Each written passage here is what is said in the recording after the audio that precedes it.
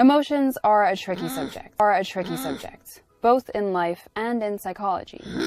Questions like, why do you make me feel this way, are not only confusing on a personal level, but also on a scientific level. First, let's distinguish emotions from feelings and moods. An emotion is an immediate, specific, positive or negative response to internal thoughts or external environmental events. A feeling is the subjective experience of an emotion. It's what we refer to when we say things like, I feel angry, or I feel happy. A mood, meanwhile, is a diffuse, longer-lasting emotional state that doesn't necessarily have an identifiable object or trigger. So if something frustrating happens to you, you might immediately feel the emotional response of anger, and for the next few days you might be in a bad mood. Let's move on to the various components of an emotion. So we know that emotions are immediate and specific responses. These responses have at least three parts: physiological, cognitive, and behavioral. A physiological component of an emotion might be bodily arousal, like a racing heart or tense muscles. The cognitive component of an emotion is the subjective conscious experience of emotion. And the behavioral component of an emotion is the characteristic overt expressions of the emotion, behaviors that other people can read, like particular facial expressions or postures. Charles Darwin studied this third component of emotions in his 1872 book, The Expression of Emotions in Man and Animals, in which he argued that particular emotional responses tend to accompany the same emotional states in all members of a species. So, according to Darwin's argument, all of the members of a species will display the same behavior when they feel a particular emotion. All cats will display the same behavior when they are happy. And all humans will have the same facial expression and behavior when scared. With this evidence, Darwin suggested that the expression of emotion is genetically determined. This behavior has evolved and has been passed down through generations in our genes. Now let's look at some theories of how emotions work. Let's start with the common sense view.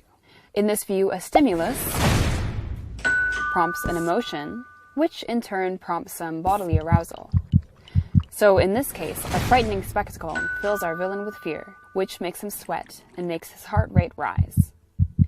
In the mid-1880s, two scholars, William James and Carl Lang, independently came up with similar theories that contradicted this common sense view. James and Lang both suggested that instead of emotions causing bodily arousal causes emotions. So to return to our previous example, that would mean that the sight of the hero on his threshold makes our villain's heart beat faster, his hands tremble, and his palms sweat, and these physiological changes cause him to feel fear. But this theory is vulnerable to a few criticisms. First, it is possible to have physiological arousal without any accompanied emotion. For instance, your palms might sweat because it's hot, but that sweat won't make you feel nervous, just kind of gross. Second, physiological changes can be too slow to precede the conscious experience of emotion. Our villain might feel scared as soon as he sees our hero, but it might take a few seconds for him to start sweating.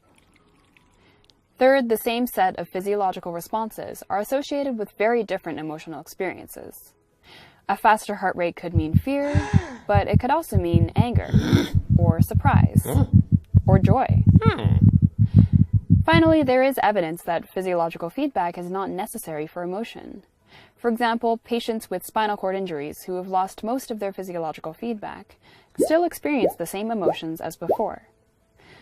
However, in the James-Lang theory's favor, there is notably some slight evidence of dissipation in their emotional reactions. As an alternative to the James-Lang theory, two other theorists, Walter Cannon and Philip Bard, propose that the physiological arousal of emotions and the experience of emotions are entirely separate processes. That is, a stimulus causes the emotion and physiological arousal independently. Neither one causes the other. So the sight of our hero causes our villain both to feel fear and for his palms to sweat and heart to race. But contrary to this theory, there have been many reports of physiological stimuli influencing emotions. So it's unlikely that physiology and emotions are completely disconnected. One suggestion of how arousal and the experience of emotion may be connected but not causal was proposed in the 1960s by Stanley Schachter and Jerome Singer as the Schachter-Singer two-factor theory, which introduces the factor of cognition. The theory suggests that when a stimulus elicits some arousal, this arousal elicits some cognition, which interprets the source of the arousal, and then this interpretation then elicits the experience of emotion. From the stimulus, it takes two different factors, the arousal and the cognition, to elicit the emotion, hence the name Schachter-Singer two-factor theory. For example, say that you feel your face start to flush. According to this theory, you'll automatically use cues from your environment to help explain this flush. You might be mid-workout, or someone might have just confessed their love to you. Although the arousal is the same, the cognitive evaluation of the stimulus is very different across these two scenarios. And so the emotions you would feel would also be very different. Say pride versus shyness, for instance. To return to our previous example, if the sight of our hero makes our villain's heart beat faster, then their cognitive evaluation of the situation, say remembering that the hero is a Secret Service agent here to save the world, or that he is their long-lost love from primary school, will determine their emotional response to the situation. Again, with this theory, it's about the interpretation of the stimuli and the arousal, which leads to the emotion. So let's just quickly review these four theories of emotion to help you remember them. First, the common sense view is that a stimulus will cause an emotion, which causes arousal. Second, the James Lange theory reverses emotion and arousal, suggesting instead that a stimulus causes arousal, which then causes emotion. Third, the Cannon-Bard theory separates out emotion and arousal as independent reactions to the stimulus. And finally, the Schachter-Singer two-factor theory adds another factor to the cause of emotion. After a stimulus elicits some arousal, you cognitively assess the stimulus, and that assessment causes the emotion.